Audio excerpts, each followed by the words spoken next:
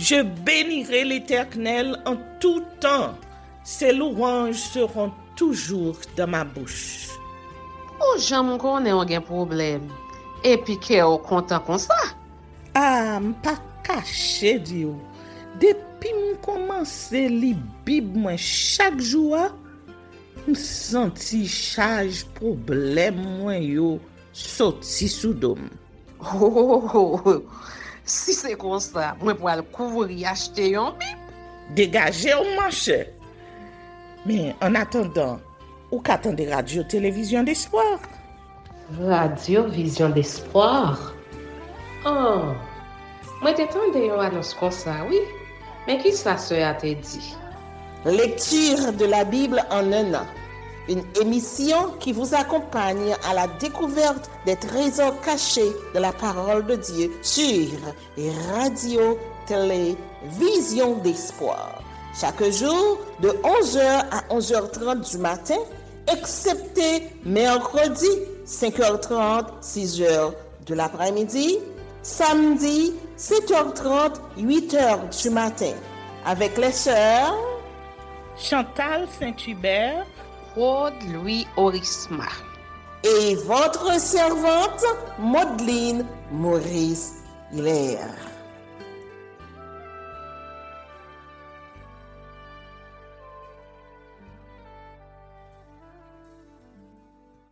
Saint-Esprit de Dieu, fais-nous la grâce de jouir de ta présence durant cette lecture qui enseigne, convainc, corrige, instruit et qui sauve. Au nom de Jésus. Amen.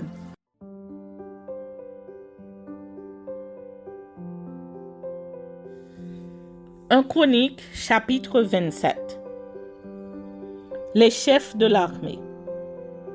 Enfants d'Israël, selon leur nombre, chefs de maison paternelle, chefs de milliers et de centaines, et officiers au service du roi pour tout ce qui concernait les divisions, leur arrivée et leur départ, mois par mois, pendant tous les mois de l'année, chaque division étant de 24 000 hommes. À la tête de la première division, pour le premier mois, était Jashobiam, fils de Zadiel. Et il avait une division de 24 000 hommes. Il était des fils de Péretz, et il commandait tous les chefs des troupes du premier mois. À la tête de la division du second mois était Dodaï, Lachoshite, Milkos était l'un des chefs de sa division, et il avait une division de 24 000 hommes. Le chef de la troisième division, pour le troisième mois, était Benadja, fils du sacrificateur Jérojada, chef, et il avait une division de 24 000 hommes.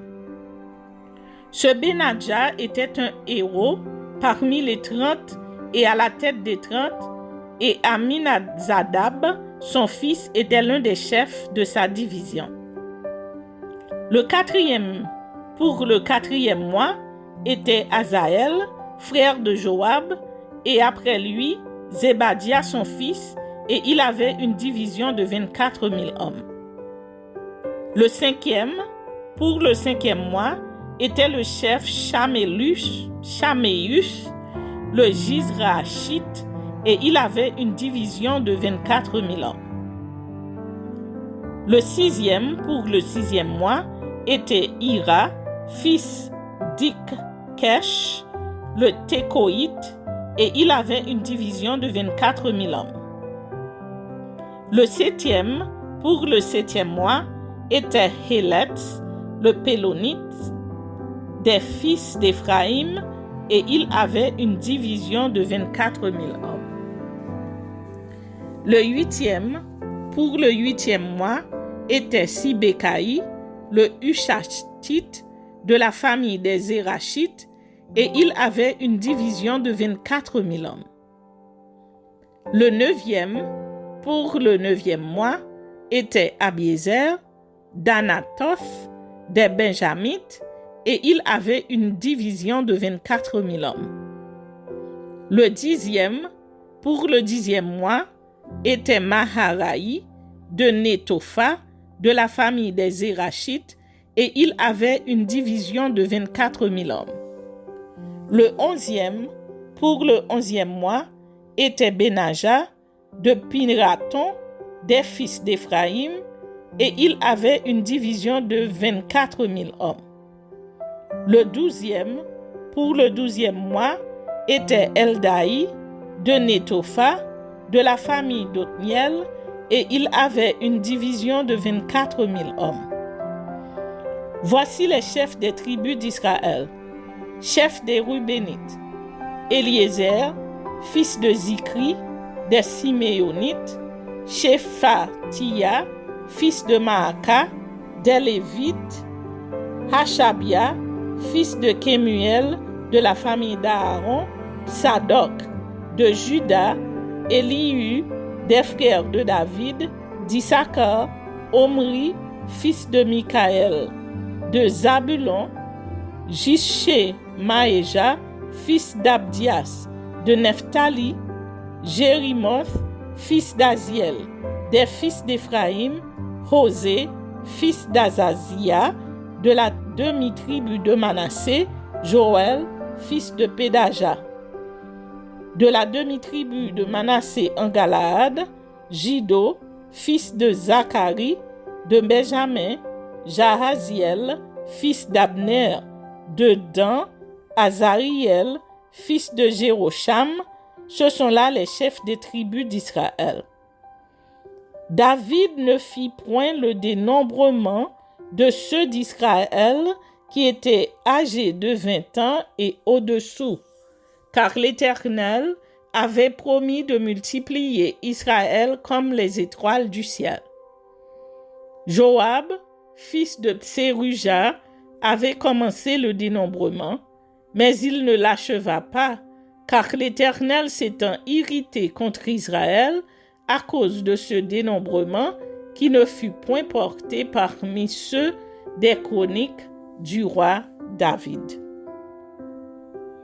Autre fonctionnaire de David. Azmaveth, fils d'Adiel, était préposé sur les trésors du roi. Jonathan, fils d'Ozias, sur les provisions dans les champs, les villes, les villages et les tours. Ezri, fils de Kélub, sur les ouvriers de la campagne qui cultivaient la terre. Shimei, de Rama, sur les vignes. Zabdi, de Shepham, sur les provisions de vin dans les vignes.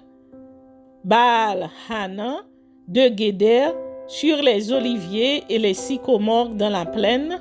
Joash, sur les provisions d'huile. Shiftraï, de Saron, sur les bœufs qui paissaient en Saron. Shaphath, fils d'Adiaï. Shaphath, fils d'Adlaï, sur les bœufs dans les vallées. Obil, l'Ismaélite, sur les chameaux. Jeshdia, de Méromoth, sur les ânesses. Jaziz, l'Agarénien, sur les brebis. Tout cela était intendant des biens du roi David.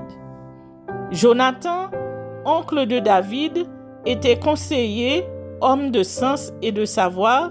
Jéhiel, fils de Hakmoni, était auprès des fils du roi. Achitophel était conseiller du roi. Ushaï, l'Archien, était ami du roi.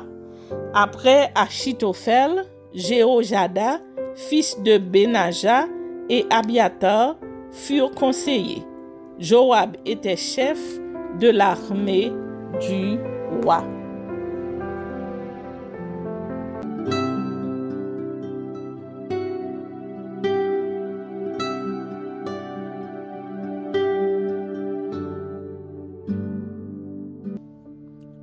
Châtiment infligé à Jérusalem.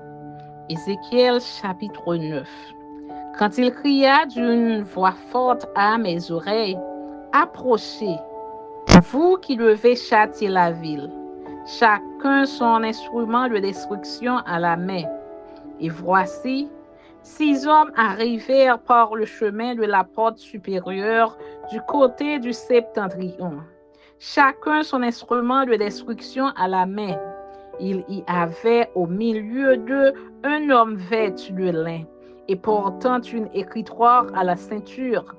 Ils vinrent se placer près de l'autel d'airain. La gloire du Dieu d'Israël s'éleva du chérubin sur lequel elle était et se dirigea vers le seuil de la maison. Et il appela l'homme vêtu de lin et portant une écritoire à la ceinture. L'Éternel lui dit, « Passe au milieu de la ville, au milieu de Jérusalem, et fais une marque sur le front des hommes qui soupirent et qui gémissent à cause de toutes les abominations qui s'y commettent. » Et à mes oreilles, il dit aux autres, « Passez après lui dans la ville et frappez, que votre œil soit sans pitié et n'ayez point de miséricorde. Tuez, détruisez les vieillards, les jeunes hommes, les vierges, les enfants et les femmes, mais n'approchez pas de quiconque aura sur lui la marque, et commencez par mon sanctuaire. » Ils commencèrent par les anciens qui étaient devant la maison. Il leur dit, « Souillez la maison et remplissez de morts les parvis. Sortez !» Ils sortirent et ils frappèrent dans la ville. Comme ils frappaient et que je restais encore, je tombai sur ma face et je m'écriai, « Ah, Seigneur éternel, détruiras-tu tout ce qui reste d'Israël en répandant ta fureur sur Jérusalem? » Il me répondit, « L'iniquité de la maison d'Israël et de Juda est grande, excessive. Le pays est rempli de meurtres, la ville est pleine d'injustice. Car ils disent, l'Éternel a abandonné le pays, l'Éternel ne voit rien. Moi aussi, je serai sans pitié et je n'aurai point de miséricorde. Je ferai retomber leurs œuvres sur leur tête. Et voici, l'homme vêtu de lin et portant une écritoire à la ceinture rendit cette réponse. J'ai fait ce que tu m'as ordonné. Amen.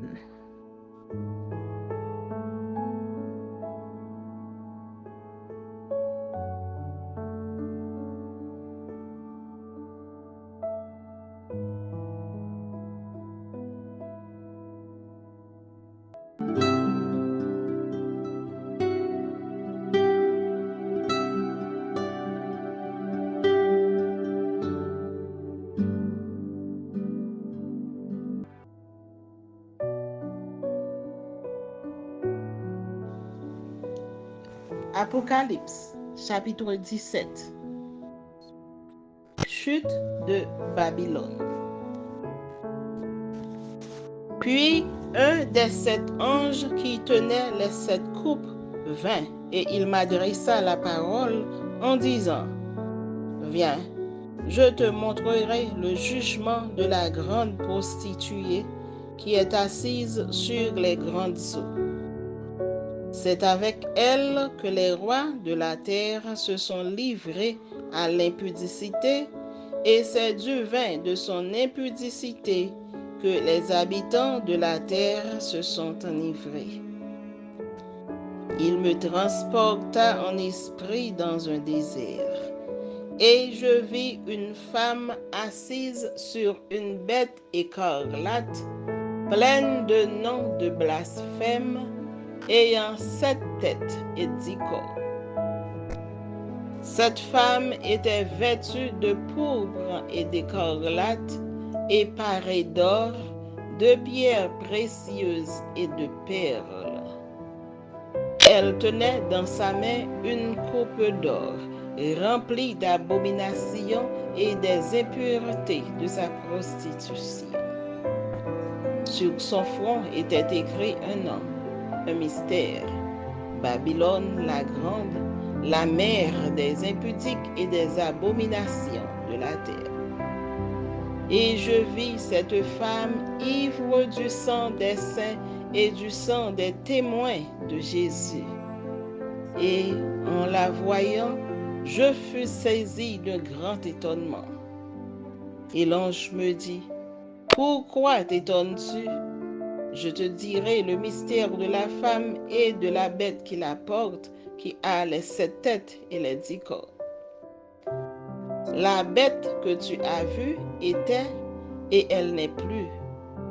Elle doit monter de l'abîme et aller à la perdition. Et les habitants de la terre, ceux dont le nom n'a pas été écrit dès la fondation du monde dans le livre de vie, s'étonneront en voyant la bête, parce qu'elle était et qu'elle n'est plus et qu'elle reparaîtra. C'est ici l'intelligence qui a de la sagesse. Les 7 ternes sont 7 montagnes sur lesquelles la femme est assise. Ce sont aussi 7 rois. 5 sont tombés, un existe, l'autre n'est pas encore venu. Et quand il sera venu, il doit rester peu de temps. Et la bête qui était et qui n'est plus est elle-même un 8e roi, et elle est du nombre des 7, et elle va à la perdition. Les 10 cornes que tu as vues sont 10 rois, qui n'ont pas encore reçu de royaume, mais qui reçoivent autorité comme rois pendant 1 heure avec la bête. Ils ont un même dessein, et ils donnent leur puissance et leur autorité à la bête. Ils combattront contre l'agneau, et l'agneau les vaincra, parce qu'il est le Seigneur des seigneurs et le roi des rois, et les appelés, les élus et les fidèles qui sont avec lui les vaincront aussi. Et il me dit, les eaux que tu as vues, sur lesquelles la prostituée est assise, ce sont des peuples, des foules, des nations et des langues. Les 10 cornes que tu as vues et la bête haïront la prostituée, la dépouilleront et la mettront à nu, mangeront ses chairs et la consumeront par le feu. Car Dieu a mis dans leur cœur d'exécuter son dessein et d'exécuter eux-mêmes dessein et de donner leur royauté à la bête jusqu'à ce que les paroles de Dieu soient accomplies. Et la femme que tu as vue, c'est la grande ville qui a la royauté sur les rois de la terre.